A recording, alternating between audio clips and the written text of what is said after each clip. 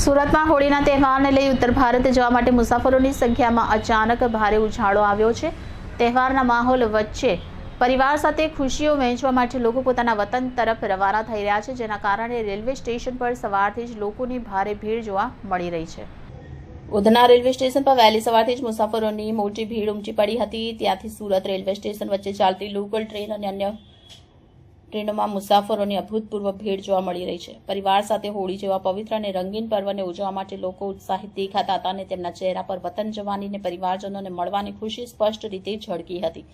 મુસાફરોના વધતા ધસારાને ધ્યાનમાં રાખી સુરત રેલવે પ્રશાસન દ્વારા સંપૂર્ણ તૈયારીઓ કરવામાં આવી છે। સુરક્ષાની વ્યવસ્થા જાળવવા માટે પ્લેટફોર્મ, ટ્રેન અને સ્ટેશનના પ્રવેશદ્વાર પર વધારાનો સ્ટાફ તૈનાત કરવામાં આવ્યો છે। ભીડને નિયંત્રિત કરવા અને મુસાફરોને કોઈ અગવડતા ન પડે તે માટે રેલવે વહીવટી તંત્ર દ્વારા ખાસ ધ્યાન આપવામાં આવી રહ્યું છે। હોળીના તહેવારનો આનંદ અને ઉત્સાહ સુરતના રેલવે સ્ટેશન પર પણ જોવા મળી રહ્યો છે।